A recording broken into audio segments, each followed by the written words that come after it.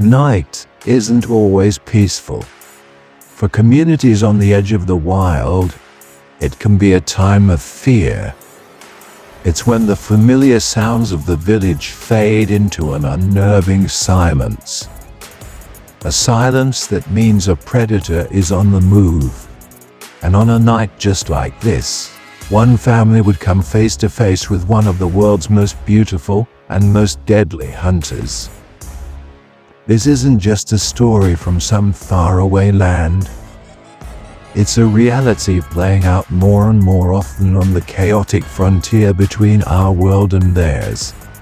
The leopard. A creature of stunning power and stealth.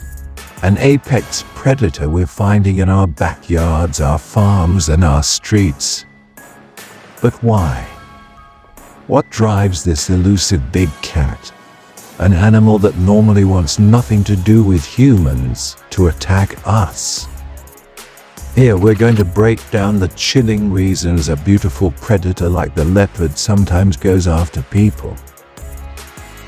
Because understanding their motives is the first and most important step to staying safe in their territory. To get why a leopard might attack a person, you have to realize that we're living in their world far more than they are living in ours. For centuries, massive forests and grasslands gave these adaptable cats everything they needed: cover, territory, and plenty of natural prey. But that world is shrinking fast. Unchecked urban sprawl, expanding farms, and our own growing population are blurring the lines that once kept us separate. Every new road, every new farm, every new housing development pushes deeper into what used to be undisputed leopard territory. But unlike other predators that might retreat, leopards adapt. Their incredible stealth lets them live shockingly close to us, often without us ever knowing they're there. They can navigate the edges of villages and even suburbs using sugarcane fields, tree plantations, and garbage dumps as their new hunting grounds. But living so close is a double-edged sword. It's proof of their resilience, but it also skyrockets the chances of a random encounter. And more encounters mean more chances for conflict. The boundaries we think exist are just lines on a map to them. As our worlds collide, we create the perfect conditions for a defensive or desperate animal to see a human not as something to avoid but as a threat, or worse, as prey. When a leopard does attack, it's almost never simple. It's rarely a case of a man-eater on the prowl. The real reasons are a complex mix of instinct, circumstance, and pure survival. A comprehensive recent study found that the vast majority of leopard attacks are non-predatory. In some regions that number is as high as 86%, which means the leopard isn't actually trying to hunt the person for food. So what's really going on? First, you have the defensive attack. Leopards are naturally shy and will almost always choose to run rather than fight. But if a person accidentally corners one, startles it, or gets too close to its cubs, that instinct for self-preservation kicks in hard. A mother leopard who thinks her cubs are in danger is one of the most ferocious animals on the planet. Even a mob of people surrounding a leopard can trigger a desperate escape, which can easily injure someone in the way. Then you have what are often called problem animals. An old or injured leopard may be one with a painful wound from a snare or a broken tooth. Can't hunt its usual much faster prey. Desperate, it starts looking for easier targets. Tragically, this usually means dogs or livestock, which brings them right into conflict with people. And in the most desperate situations, it can lead them to see a human as a possible meal. Finally, there is the straight-up predatory attack. These are rare, but they do happen. They're often opportunistic, taking place at night or in the dim light of dawn and dusk when leopards are most active. The victims in these predatory attacks are often the most vulnerable: children or smaller adults, who the leopard might mistake for its usual prey. One study showed that kids under 15 are at a much higher risk of a fatal attack simply because their size makes them a more likely target for a hunt. Understanding these motives isn't about blaming the leopard, it's about recognizing the pressures and the situations that lead to these terrifying encounters. It's knowledge that could literally save your life. If you're finding this useful and want to learn more about how we can navigate our complicated relationship with wildlife, go ahead and hit that subscribe button. We've got more content coming that you won't want to miss. Knowing why a leopard might attack is one thing. Knowing what to do if it happens to you is another. The good news is, your actions in that moment can completely change the outcome. Survival often boils down to a few key rules. First up is prevention. The best way to survive an attack is to never let it happen. If you're in an area with leopards, don't walk alone, especially after dark or around dawn and dusk. Leopards are most active at night.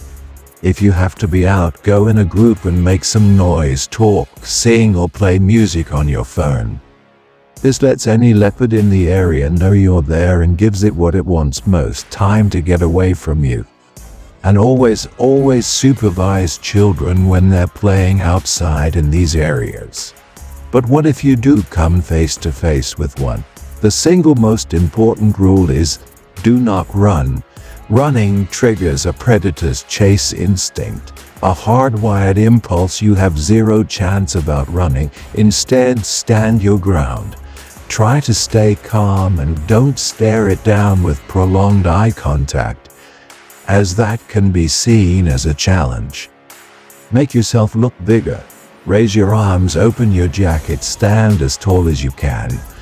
This shifts your profile from potential prey to a potential threat, something that's not worth the risk of a fight. Yell, clap your hands, and make as much noise as you possibly can. Slowly back away, but never, ever turn your back. Keep facing the animal as you create distance. If the leopard doesn't back down or starts to charge, you have to stand your ground and get even louder and more threatening. In the absolute last resort scenario, if an attack is about to happen, you have to fight back. You're not trying to win, you're trying to survive. Protect your neck and head, as these are the primary targets. Use anything you can as a weapon: a stick, a rock, your backpack, your bare hands. Aim for sensitive spots like the eyes and nose. An injured predator can't hunt, so if you can inflict enough pain, the leopard might decide you're not worth the effort and retreat. The story of the leopard is a story of conflict, but it doesn't have to be a tragedy.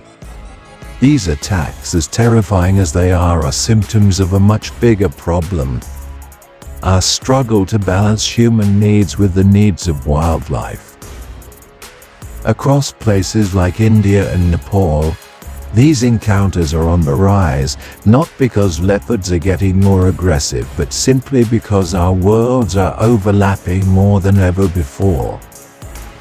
Thankfully, people are working on solutions. Conservation groups and forest departments are running community awareness programs to teach safety rules. There are even tech solutions like AI-powered cameras and motion-activated sirens to scare leopards away from villages. Some groups are distributing simple but effective spiked collars for farm workers to wear to prevent a fatal neck bite during an attack. But experts agree the only real long-term solution is to fix the root causes.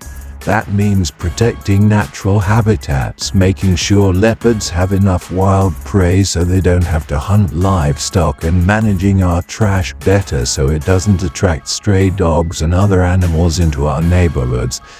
Coexistence isn't something that just happens. It's something we have to actively work for. It takes understanding, respect, and a real commitment from both communities and governments to manage these shared landscapes safely for everyone involved, people and predators. The leopard is a master of survival, an icon of the wild. It's not an enemy, it's a predator trying to navigate a world that is changing faster than it can keep up. Attacks are almost never driven by malice.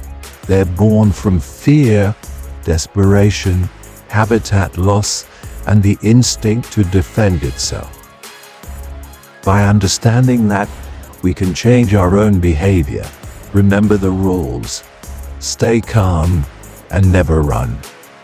Make yourself look big and intimidating and back away slowly, always facing the animal. These encounters force us to ask a tough question. As our own population keeps growing, how do we make space for the wild? How can we keep ourselves safe while also letting these magnificent animals survive? The answers to those questions will define our entire future with the natural world. Thanks for watching. If you want to keep exploring the complex world of human-wildlife conflict, be sure to subscribe and check out our other videos. Stay informed and stay safe.